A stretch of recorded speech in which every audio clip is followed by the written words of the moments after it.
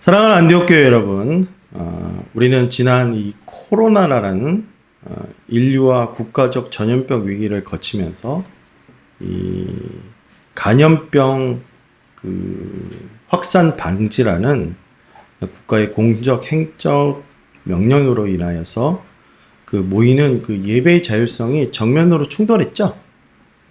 그래서 세상은 교회를 방역에 비협조적인 이기적인 집단이라고 비판했고, 교회는 국가가 종교의 영역에 공적 예배를 과도하게 통제하는 것을 저항하면서도 이 많은 교회가 예배를 드리지 못하는 탓에 정말로 안타까운 결과들이 초래하게 되었습니다. 코로나 이후로 한국 사회와 한국 교회 가운데 특징적으로 심화되고 특정한 어떤 부분이 있었는데, 그것은 바로 신앙의 개인화입니다. 뭐라고요? 신앙의 개인화. 그러니까 예배도 개인이 선택해서 드릴 수 있고, 교회를 가는 것도 개인의 자유에 해당되는 부분으로 더욱더 치우쳤다는 것이죠. 그러다 보니까 현재 한국교회 안에서 우리가 생각하는 어떤 생각이 굉장히 강하게 자리 잡혔는가? 바로 신앙생활이라는 것은 철저하게 사적인 영역 안에 가두려 하는 경향이 있다는 것입니다. 마치 내 방에 남들에게 보여주고 싶지 않은 어떤 은밀한 공간이 있지 않습니까? 혹은 내가 가끔 필요할 때 문을 열고 다용도실 구석에 어디쯤에 이 예수님을 모셔두는 겁니다. 그래서 현대인들이 생각하는 신앙생활의 어떤 최고 신앙생활이라는 게 뭐냐? 주일에 한번 정갈한 옷을 입고 예배당에 나와서 성도들과 다정하게 인사하고 조용히 내면의 은혜를 받아 누리고 돌아가는 것. 이것이 신앙생활의 가장 이상적이고 세련된 모습으로 자리 잡고 있다는 것이죠. 이러한 신앙생활은 지금 사회에서 참 매력적으로 보입니다. 왜냐하면 세상과 갈등할 필요가 전혀 없기 때문입니다. 직장에서는 유능하고 학교에서는 쿨하고 평범한 친구로 살아가다가 일주일에 딱 한 번 기독교인이라는 옷으로 갈아입으면 그만이기 때문이죠. 어떤 사람들이 이러한 신앙생활을 지혜로운 처세술이라고 이야기도 합니다. 그런데 우리는 가만히 스스로 질문을 좀 던져보아야 합니다. 우리가 받은 구원이 우리에게 전해진 하나님의 말씀, 우리가 깨달은 복음이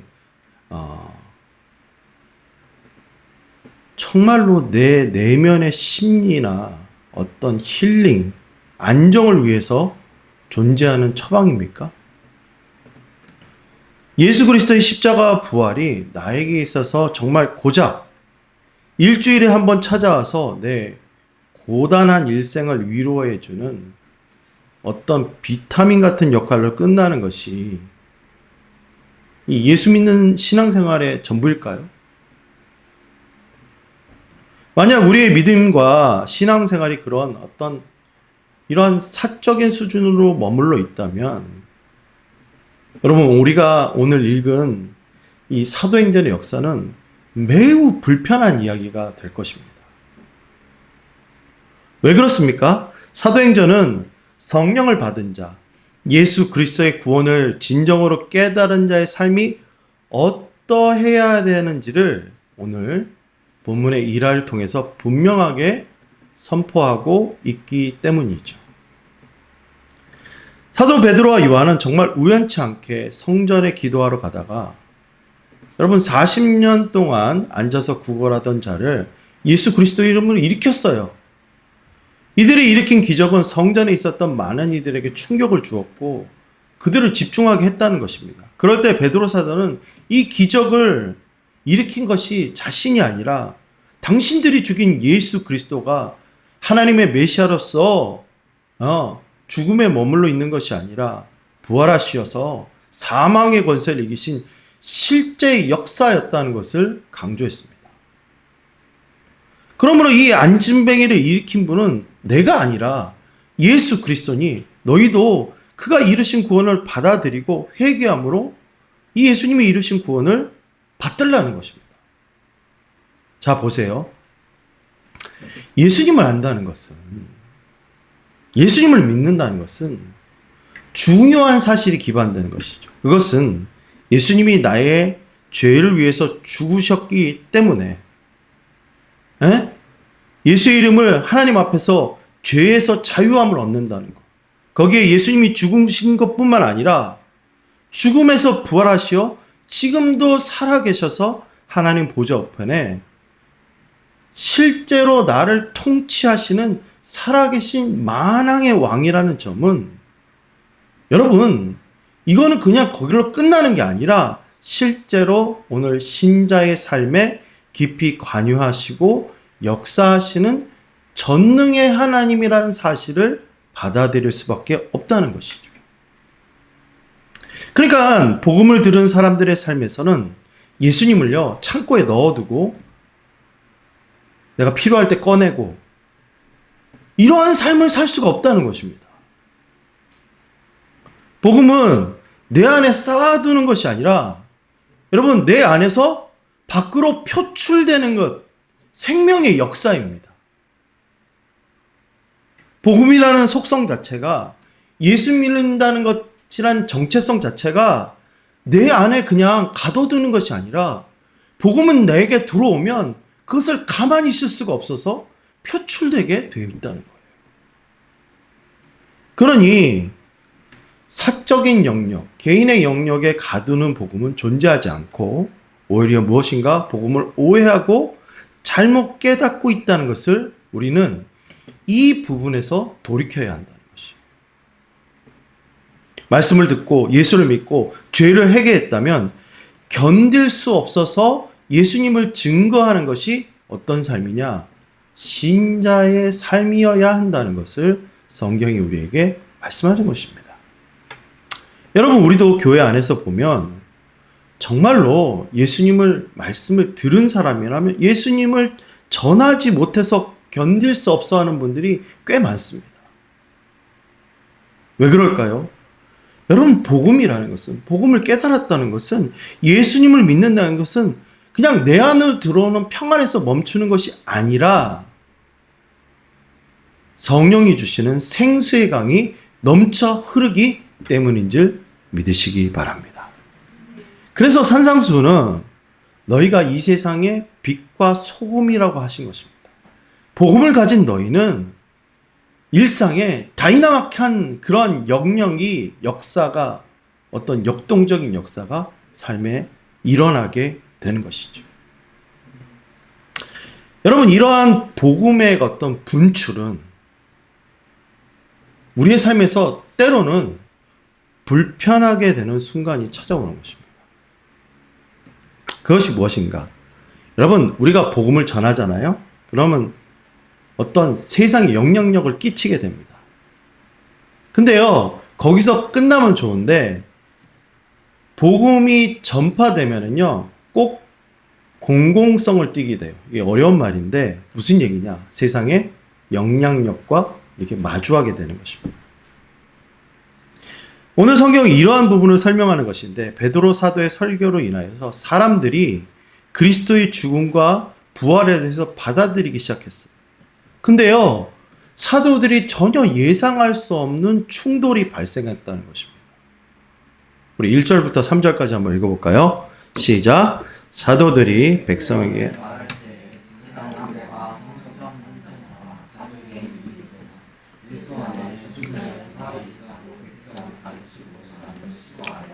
그들을 잡음에 날이 이물이 저물었으므로 이튿날까지 가두었습니다. 갑자기 성전 관계자들이 막 달려옵니다. 세 가지 그룹이었죠. 첫 번째 제사장들, 두 번째 누구요? 성전 맡은 자. 이 사람은요, 이 서열 2위입니다. 그래서 이 군사를 움직이는 사람이죠. 사두개인들, 부하를 부의하는 사람이죠. 이 세 그룹은 당시에 유대인들의 지배하는 권력의 핵심이었습니다. 예루살렘은 권력의 중심에 선 사람들이 있는 곳이었죠. 지금 성전에서 나면서부터 한 번도 걷지 못했던 이 사람이 나사렛 예수의 이름으로 일어난 것이 걷고 뛰고 난리치고 하나님을 찬양할 뿐만 아니라 수많은 사람들에게 영향력을 끼쳤어요. 여러분, 이렇게 하나님의 역사가 일어나면 자연스럽게 펼쳐져야 되는 것이 하나님을 찬양하고 영광 돌리고 함께 기뻐하고 즐거워야 되지 않습니까? 그렇죠? 예? 그런데 지금 보세요. 성경이 뭘 말씀하고 있는가? 세상의 권력은요, 복음의 역사가 일어나는 것을 좋아하지 않습니다. 여러분, 공권력이라는 것이 믿는 자들에서 있을 것이라는 것은 굉장히 큰 착각이에요. 이 권력이라는 것은요, 역사의 많은 경우를 여러분 찾아보면 알겠지만 하나님을 대적하는 마귀를 대신하여 일하는 경우가 많다는 것을 인정해야 됩니다. 여러분 잘 보세요. 지금 사도들을 가둔 자가 누구였죠? 그렇죠. 유대인입니다. 하나님의 백성이라고 하는 유대인입니다.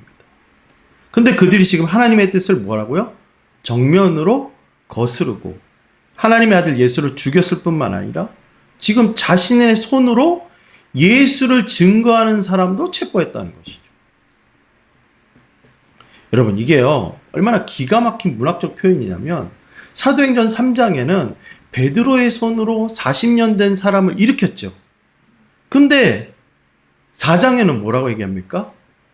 그렇죠. 세상의 권력은 그 하나님의 일하는 자를 손으로 가둔다는 거예요. 이 문학적으로 이렇게 싹 대비를 하게 만들어놨어요.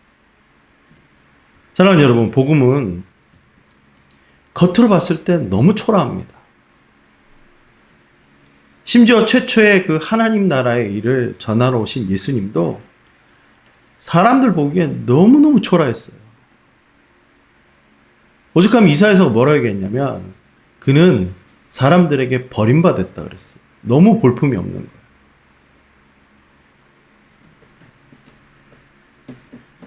여러분, 하나님의 일은 사람들이 보기에 가장 미련한 것처럼 보입니다. 그러나 복음은 사람들에게 저항할 수 없는 영향력으로 온다는 것도 기억하셔야 돼요.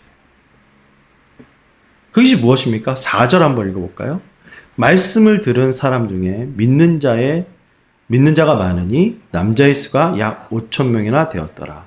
말씀을 들은 사람 중에 믿는 자가 많으니 남자의 수가 약 5천이 되었더라. 아멘. 그러니까 이 복음을 듣고 그 복음의 생명을 받으면 여러분 자연스럽게 생기는 게 무엇이냐? 믿음을 가지게 돼요. 지금 사도행전을 보면 일부러 교차하면서 이 장면이 나타납니다. 여러분, 우리가 신자의 삶에 예수님의 생명을 전할 때 만사 형통할 것처럼 보이지만 세상의 반응은 진짜 냉대해요. 냉대해요. 세상은 오히려 나를 유치장으로 불합리한 피해로 집단 따돌림으로 말도 안 되는 소문을 내가지고 엮이게 하는 겁니다. 여러분, 우리가 예수 잘 믿는다고 하면 여기에서 당혹감이 오는 거예요.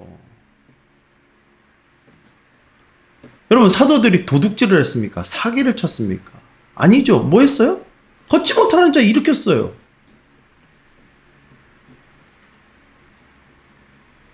근데 이들에게는 하나님의 메시지가 심히 불편한 거예요. 여러분, 우리가 세상에 나가서 지금 당장 전도하러 나가서 길거리 지나가는 사람들 있다가 할 거지만 회개하고 돌이키십시오. 예수 그리스도를 믿고 구원받으십시오 하면 세상 사람들이 뭐라고 할까요? 진짜 불편해요. 막 짜증내고 화냅니다. 그런데 정말 놀라운 사실이 뭡니까? 그러한 복음을 듣고 전하잖아요? 그러면 눈에 보기에는 아무런 역사가 일어날 것 같지 않지만 하나님의 역사는 반드시 그 복음 전함으로 인해서 열매가 생기게 하실 줄 믿습니다. 여러분, 오늘 베드로의 설교를 인해서 이런 공공연한 그 복음의 증거가 여러분 수많은 사람, 적어도 남자만 몇 명이요? 5천 명. 네. 이 뭐였어요? 믿었어요. 우리가 기억해야 할 것은 이 하나님의 역사는 사람의 생각과 완전히 다르게 흘러간다는 거예요. 우리가 전도하는 것은 아무것도 아니지만 친구들에게 예수 믿으라는 것이 아무것도 아니지만 내 직장 동료에게 예수님을 믿을 때 구원받게 된다는 것은 전하는 것은 아무것도 아닐 수 있지만 복음은 반드시 그들에게 영향력, 하나님의 능력이 나타나게 됨을 믿으시기 바랍니다. 그래서요, 우리의 복음의 증거가 지금은 눈에 보이지 않지만 열매가 언제 맺을지 모르지만 반드시 하나님의 역사는 일어날 줄 믿습니다. 그럼에도 불구하고 복음을 전할 때 우리가 마주해야 될 현실은 꽤 냉정하고 냉혹한 부분이 있어요. 말도 안 되는 억울함이 찾아오게 되는 것이고 지금 사도들은 옥에 갇혔어요. 하루를 감옥에서 보내고 죄인의 심판대 앞에 서였다는 것입니다.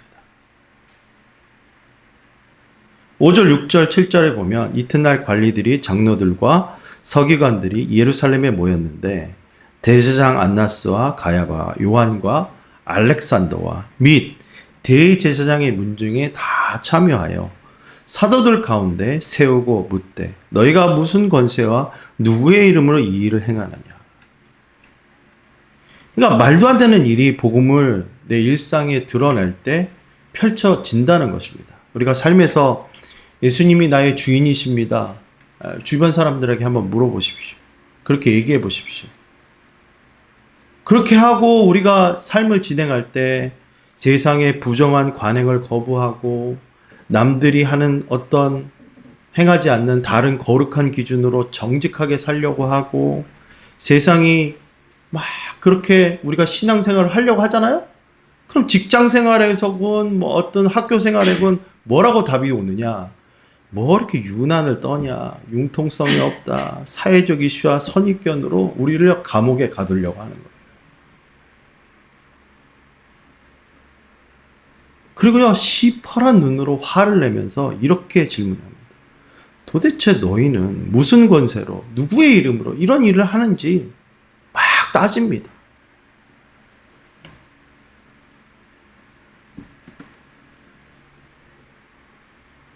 여러분, 세상이 가진 가치관이 뭡니까? 얼마나 가졌는가? 어떤 학벌이 있는가? 얼마나 영향력이 있는가? 이걸 물어요. 근데 베드로와 요한을 보십시오. 산헤드린 공회의 사람들이 보기에는요, 그들은 평생에 갈릴리 총구석에서 고기나 잡던 어부들이었습니다. 정규적인 어떤 고등학문, 오늘날로 말하면 대학을 다녀본 적이 없는 사람들이었어요. 그러니까 비주류의 사람이었죠. 그래가지고 이 사람들이 봤을 때 하찮은 사람들을 불러다가 놓고 기를 죽이려고 했다는 거예요. 여러분, 세상이요, 이 그리스도인들을 보면서 요즘에는 역전이 됐죠. 한국 사회가 이제는요, 기독교인들이요, 주류가 아니에요. 비주류가 됐어요. 세상이 우리를 이렇게 기를 죽이려고 할 때 우리가 어떻게 해야 되겠습니까? 여러분, 신자가요, 세상에서 주눅 들을 때 어떻게 해야 될까요? 이 마찰이 생길 때 도대체 어떻게 해야 됩니까? 우리 8절부터 12절까지 한번 읽어보겠습니다. 시작! 이에 베드로가 성령이 충만하여 이르되 백성의 관리들과 장로들아, 만일 병자에게 행한 착한 일에 대하여 이 사람이 어떻게 구원을 받았느냐고 오늘 우리에게 질문한다면 너희와 모든 이스라엘 백성들을 알라. 너희가 십자가에 못 박고 하나님이 죽은 자 가운데서 살리신 나사렛 예수 그리스도의 이름으로 이 사람이 강건하게 되어 너희 앞에 섰느니라. 이 예수는 너희 건축자들의 버린 돌로서 집 모퉁이의 머릿돌이 되었느니라. 다른 이로서는 구원받을 수 없나니 천하 사람 중에 구원을 받아 만한 다른 이름을 우리에게 주신 일이 없음이라 하였더라. 성경은 신자가 세상과 마찰이 생길 때 사람으로는 이길 수 없다는 것을 말씀하십니다. 그렇다면 어떻게 이길 것인가? 그때 우리는 나의 능력이 아닌 성령의 역사, 우리가 지금도 함께 하시는 임마누엘의 성령님이 도와주신다는 사실을 여러분 믿으시기 바랍니다. 예수님은요, 생각보다 이런 일이 일어날 것을 미리 아셨어요. 그래가지고 마태복음에 뭐라고 얘기하셨냐? 마태복음 10장에 보면 너희를 넘겨줄 때 어떻게 또는 무엇을 말해야 할지 염려하지 말라. 그때 너에게 할 말을 주시니 말하는 애는 너희가 아니라 너희 속에서 말씀하시니 곧 너희 아버지의 성령이시니라. 할렐루야.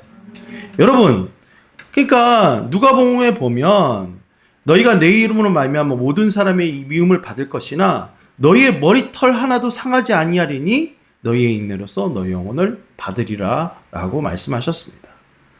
신자는요, 자연적으로 이 땅에서 살아가면요, 내 신앙 때문에, 내가 가진 믿음 때문에, 예수님을 주인으로 모시는 그 삶 때문에 영향력을 드러내지 않을 수가 없어요. 단지 여러분 학교 가서라도, 직장에서 여러분 식사 시간에 기도한다는 것 자체가 우리에게 뭐로 다가와요? 부담감으로 다가올 때가 있잖아요. 그거 안 드러낼 수가 없다는 거예요. 근데 그러한 충돌이 있을 때, 마찰이 있을 때, 우리는 그때 막 분하고 내 생각을 말하고 막 욕하고 이러면 안 되고, 그때 누구의 힘을 힘입어 말을 해야 되냐? 성령님의 말하게 하심을 따라 말해야 될 줄 믿습니다. 여러분, 그때는 세상이 반박할 수 없는 지혜를 말하게 하십니다. 여러분, 베드로의 논지가 뭐였냐? 내가 죄인이 아니다. 나는 단지 이 사람을 향하여서 착한 일을 했던 것뿐입니다. 이 사람이 안진뱅이였다는 것을 일으켰던 것뿐이다. 그게 만일 문제라면 이 기적의 근원은 당신들이 죽인 예수 그리스도가 살아나셔서 부활의 역사와 능력과 생명의 능력으로 이 사람을 건강케 하신 것인데, 너희가 누구의 이름으로 했는가 물어본다면 당신들의 그 교만한 눈에는 이 예수가 아무 쓸모가 없어서 쓰레기처럼 버렸지만, 그래서 십자가에 매달았지만, 그가 지금 모퉁이 돌이 되심으로 말미암아 너희의 구원의 반석이 되셨고 지금도 우리에게 역사하셔서, 나는 단호하게 선포하니까 예수 그리스도 외에는 구원이 단 1%도 결단코 존재할 수 없다 라고 고백하는 거예요. 여러분, 성령은요, 우리가 생각하는 것보다 세상의 권력 앞에서도 이렇게 담대하게 말할 수 있는 힘을 주시는 하나님이십니다. 할렐루야. 우리가요, 세상의 어떤 이런 어그로나 세상에 이런 마찰 때 흥분할 필요가 없어요. 오히려 담대하게 우리가 해야 될 것은 믿음을 고백하는 것입니다. 누군가 나에게 풀어매시고 어디거나 갈등과 마찰, 피해가 오더라도 그때 분명한 것은 성령이 주시는 능력으로 나의 믿음은 자라게 되고 나의 믿음은 고백되어질 줄 믿습니다. 그럴 때 우리는 13절부터 14절에 보면 그들이 베드로와 요한의 말함을 보고 그들이 본래 학문 없음을 범인을 알았도다. 이상히 여기며 그 전에 예수와 함께 있던 줄 알고 또 병 나은 사람이 그들과 함께 서 있는 것을 보고 비난할 날이 없는지라 명하여 공회에서 나가라 하고 서로 의논하여 이르되. 여러분, 사내들인 공회가요, 이 성령의 말하심을 따라 하는 베드로의 그 설교를 들었습니다. 그런데요, 그들의 얘기를 듣고 나서 너무 기가 질려버린 거예요. 왜요? 팩트만 얘기하니까. 억지를 부리는 게 아니니까. 그래서 당황했어요. 그래서 그들을 잠시 나가라고 하고 자기들끼리 회의를 하는 겁니다. 여러분요, 세상은 진리를 만나면 오히려 당황합니다. 아무리 권력자라 해도 하나님의 말씀 앞에서는 할 말이 없는 거예요. 여러분, 지금 세상은요, 베드로를 향하여서 논리로 짓밟으려고 했지만, 여러분, 베드로에게는 뭐가 있었습니까? 기적의 역사와 하나님의 말씀, 예수 그리스도의 능력이 실제했다는 것입니다.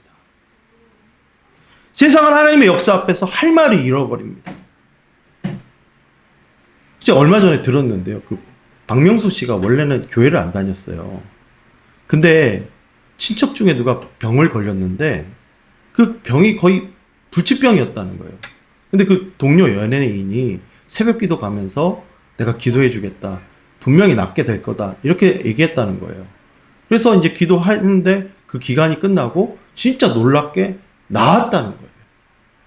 그래가지고 그 박명수 씨가 원래는 그렇게 고백 안 하는 사람인데 내가 인정하지 않을 수 없었다. 하나님의 살아계심을 인정하지 않을 수 없었다. 이렇게 고백했다는 거예요. 사랑하는 여러분, 아무리 권력자라도 아무리 무신론자라도 하나님의 역사와 기적 앞에서 복음 앞에서는 부인할 수가 없는 것입니다. 인정할 수밖에 없는 것입니다. 근데요, 권력은 뭐 하는지 알아요? 당연한 하나님의 진리도 안 받아들여요. 왜요? 자신이 잃을 게 많거든. 그래서 뭐 합니까? 부인합니다.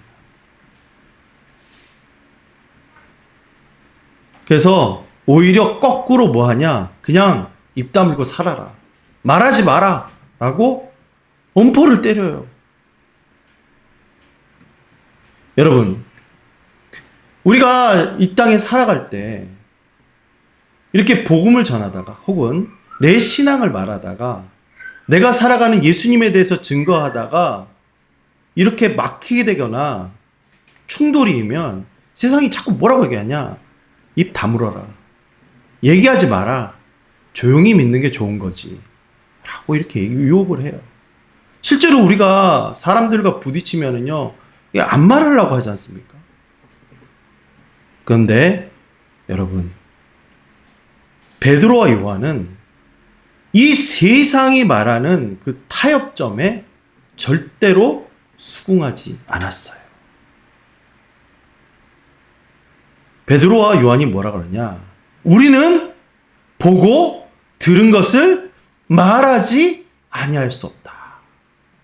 한번 우리 고백해 봅시다. 우리는 보고 들은 것을 말하지 아니할 수 없다. 사랑하는 여러분, 신자는 증인입니다. 증인은 법정에서 위중의 위협 앞에서도 자신이 본 바를, 자신이 본 팩트, 사실을 말해야 할 의무가 있는 것입니다. 믿음을 가졌다는 것은 단지 신념을 갖는 행동이 아니에요. 믿음을 가졌다는 것은 예수님께서 십자가에 못 박혀졌다는 그 사실을 역사적으로 받아들이는 것이고, 오늘 그가 살아계신 것이라는 것을 실제로 받아들인 것이며, 하나님의 나라가 진짜 존재한다는 것을 내 삶으로 받아들이고 그것을 따라 사는 삶이 있는 것입니다. 그러므로 믿음은, 신자의 삶은 팩트를 기반한다는 것을 잊지 마시기 바랍니다. 믿음의 삶을 가졌다는 것은 예수님의 살아계심에 대한 확실하긴 어떤 이 보이지 않는 세계에 대한 그의 통치를 받아들이고 그것을 내 삶에 적용하는 거예요. 그 적용이 우리에게 뭘로 드러납니까? 기적으로 드러나요. 또한 믿음으로 드러나고 하나님의 역사로 드러날 줄 믿습니다. 사도들이 계속 말하는 것이 뭡니까? 권력의 무서움보다 하나님의 말씀을 듣는 것이 중요한 삶이다라고 고백하는 거예요. 여러분, 우리의 신자의 입에 항상 뭐가 있어야 되냐? 하나님의 말씀을 듣는 것이 중요하다. 내 어떠한 삶의 가장 중요한 프린시플, 가장 중요한 원칙은 하나님의 말씀을 듣는 것이다 라는 것입니다. 그러므로 신자야는요, 양자택일을 하는 삶입니다. 나를 선택할 건가? 예수님을 선택할 건가? 믿음을 선택할 건가? 유익을 선택할 건가? 전도를 선택할 건가? 개인의 침묵을 선택할 건가? 헌신을 선택할 건가? 개인의 유익을 선택할 건가? 여러분, 우리는요, 믿는 자의 삶은 둘 다 취할 수 없습니다. 그게 신앙생활이에요. 믿음 반 세상 반이라는 것은요, 있을 수 없는 신앙생활입니다. 예수를 따르면 아니면 세상을 따르든 둘 중에 하나예요. 그런데 사도들이 지금 뭐라고 얘기했습니까? 자신이 가진 신앙 때문에 뭐요? 누구 앞에서든 하나님을 따르는 것, 내가 본 예수 그리스도를 증거하는 것을 멈출 수 없다. 이렇게 선언하는 것이죠.